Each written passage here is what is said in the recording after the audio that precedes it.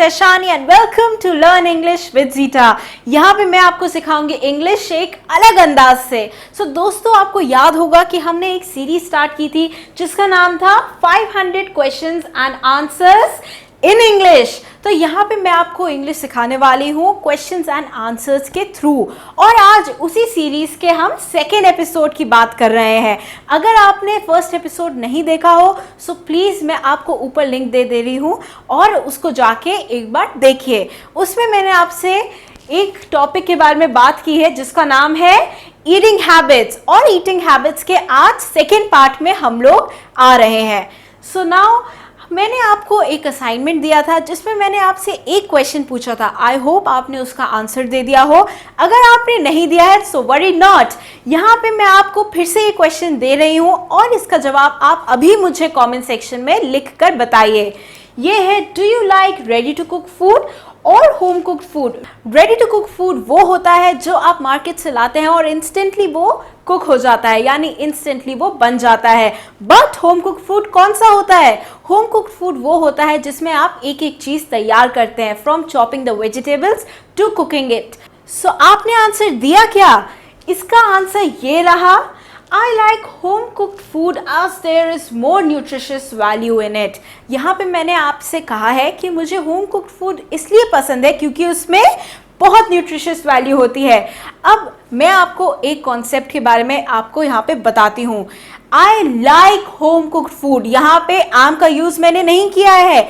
am का use मैंने इसलिए नहीं किया है क्योंकि am will behave as a verb and we already have a verb over here that is like।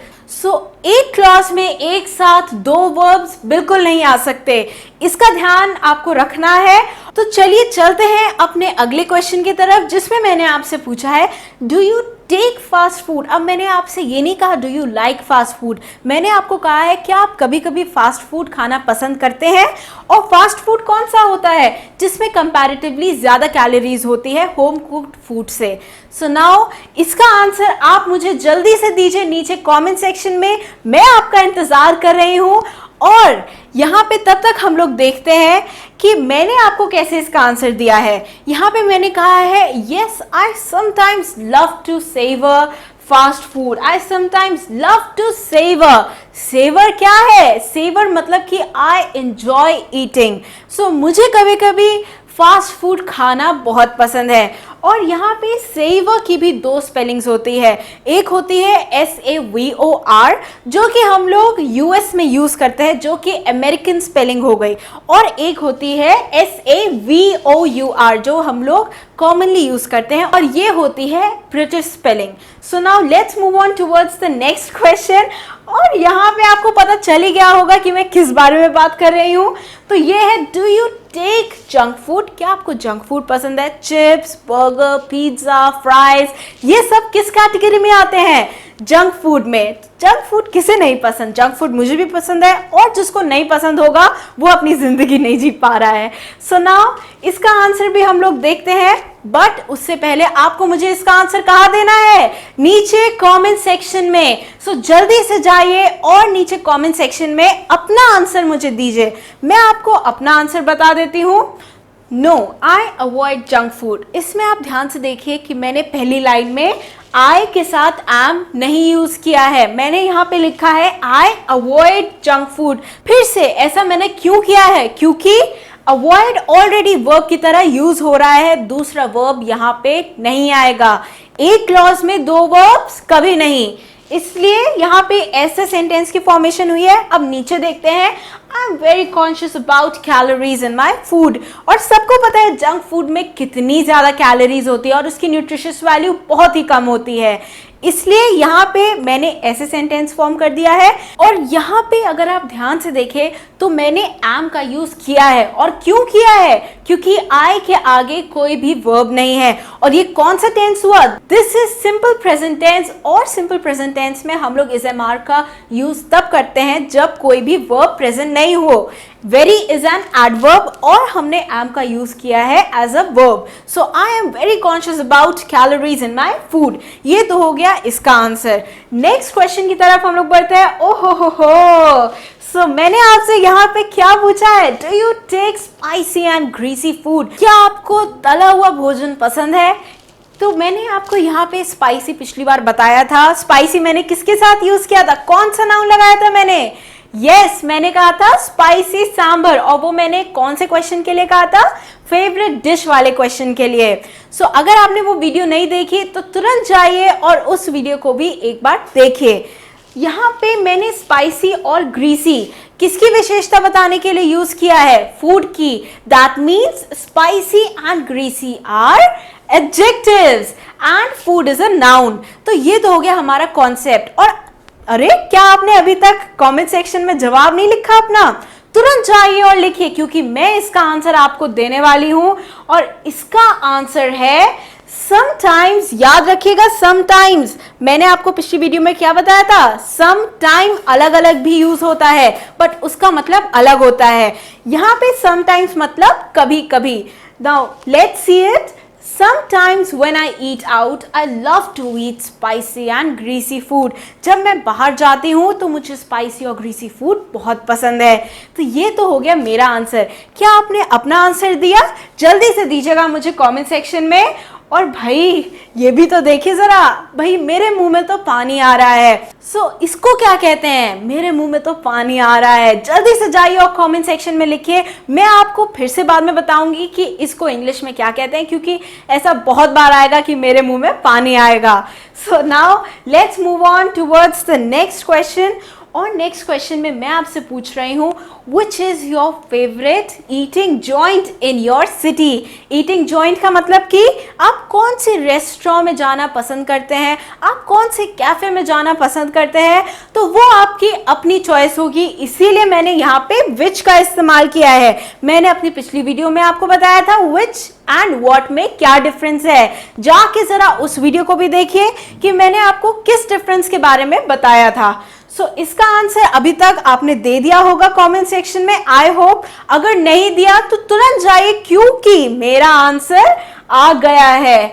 There are some really cool places to cherish good food, यानी कि cherish का इस्तेमाल फिर से आया है।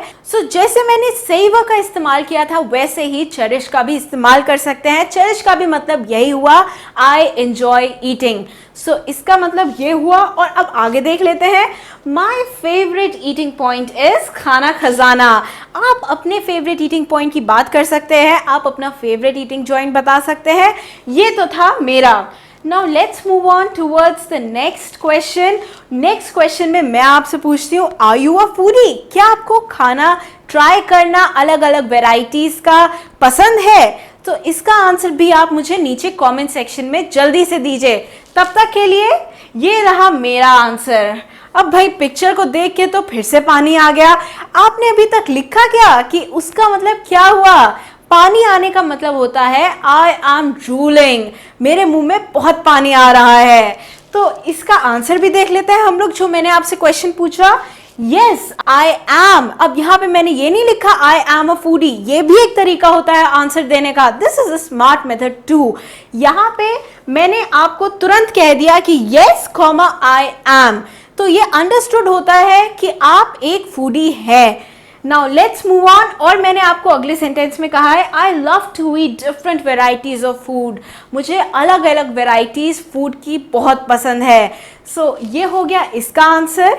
और अब हम लोग नेक्स्ट क्वेश्चन की तरफ बढ़ते हैं, जिसमें मैंने आपसे पूछा है कैन यू कुक फूड? तो सबसे इंपॉर्टेंट क्वेश्चन तो हो गया, क्या आप बना सकते हैं? भाई खाने की तो बहुत बात कर ली, अब आते हैं काम की बात पे। क्या आप बना भी सकते हैं खाना? तो इसका जवाब जल्दी से आप मुझे लिखिए, और झिझकिएगा मत, मुझे भी नहीं आता खाना बनाना, बट इसका आंसर मुझे बताइएगा। जल्दी से बताइए मुझे कमेंट सेक्शन में। और यहाँ पे इसका आंसर ये रहा, yes I can cook some dishes. भाई मैंने कहा था आपसे मुझे पूरा नहीं आता खाना बनाना। I can cook some dishes, मैं थोड़ी थोड़ी चीजें बना सकती हूँ। So can is a modal, और मॉडल के बाद वर्ब की कौन सी फॉर्म आती है? फर्स्ट फॉर्म आती है। चलिए, ये तो हो गया इस कॉन्सेप्ट के बारे में। नेक्स्ट क्वेश्चन की तरफ आप अगर देखें तो है, is your sister a good cook? अब क्या आपकी सिस्टर भी खाना बनाना जानती है? क्या आपकी सिस्टर को पता है खाना बनाना? यहाँ पे मैं आपको एक और कॉन्सेप्ट के बारे में बताती हूँ। मैंने पूछा है इज योर सिस्टर, तो योर कौन सा एडजेक्टिव हो गया? Your is a possessive adjective, क्योंकि उसको एक नाउन की जरूरत है। और सिस्टर क्या हो गया फिर? नाउन। तो पोजेसिव एडजेक्टिव को नाउन की जरूरत है और नाउन है हमारा सिस्टर। तो इसका जल्दी से जवाब दीजिए आप मुझे कमेंट सेक्शन में कि क्या आपकी बहन को भी खाना बनाना आता है? So does your sister cook too? ओहो हो, यहाँ तो मैंने आपसे एक और बहुत इंटरेस्टिंग क्वेश्चन पूछ लिया है। ये इंटरेस्टिंग इसलिए है क्योंकि यहाँ पे मैंने डज का इस्तेमाल किया है, इसका नहीं। और यहाँ पे गुड कुक यानी कि कुक इस्तेमाल हो रहा है एक नाउन की तरह से, क्योंकि अ इज एन आर्टिकल और आर्टिकल को क्या चाहिए? जल्दी बताइए। आर्टिकल को चाहिए एक नाउन। और does your sister cook food too, तो यहाँ पे मैंने डज का इस्तेमाल किया है एज ए हेल्पिंग वर्ब, और हेल्पिंग वर्ब को एक वर्ब की जरूरत है, इसीलिए कुक इस्तेमाल हो रहा है एक वर्ब की तरह। चलिए अब हम इस क्वेश्चन का आंसर भी देख लेते हैं। आई होप आपने इसका आंसर दे दिया होगा। कहां पे भाई? कमेंट सेक्शन में। चलिए देखते हैं। Yes, my sister is a good cook and she is also an expert in making different varieties of cakes. तो यहाँ पे इसका आंसर मैंने आपको एक बहुत ही अच्छे तरीके से दिया है। मैंने आपको ये भी बताया है कि मेरी सिस्टर को क्या बनाना पसंद है? केक्स बनाना पसंद है। तो यहाँ पे मैंने आपको यही नहीं बताया कि उसे बनाना पसंद है, मैंने आपको ये भी बताया कि क्या बनाना पसंद है। चलिए यहाँ पे देखते हैं कि माय सिस्टर का इस्तेमाल मैंने फिर से किया है और इसका जवाब आप मुझे दीजिए। मैंने इसलिए माय सिस्टर का इस्तेमाल किया है क्योंकि माय आ जाएगा एक पोजेसिव एडजेक्टिव की तरह, और सिस्टर क्या हुआ अगर माय पोजेसिव एडजेक्टिव है? Sister will be a noun.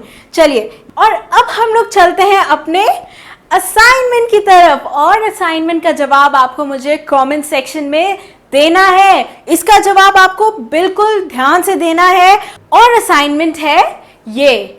Can you tell me the recipe of a dish? क्या आप मुझे एक डिश की रेसिपी बता सकते हैं? यहाँ पे भी अगर आप देखें तो कैन इज अ मॉडल, और मॉडल को क्या चाहिए? मॉडल को चाहिए एक वर्ब। चलिए ये सब तो बहुत बातें हो गई। अब मुझे जल्दी से इसका जवाब आप असाइनमेंट में कमेंट सेक्शन में जरूर लिख दीजिएगा। तब तक के लिए thank you so much for watching this video till the very and. मुझे तो बहुत मजा आया। अगर आपको मजा आया तो प्लीज लाइक करिएगा इस वीडियो को और मुझे अपने रिव्यूज दीजिएगा कमेंट सेक्शन में। Thank you so much for watching this video, और मैं हाजिर होंगी आपके सामने एक अलग वीडियो के साथ अगली बार। Keep watching and keep learning. This was all from my side.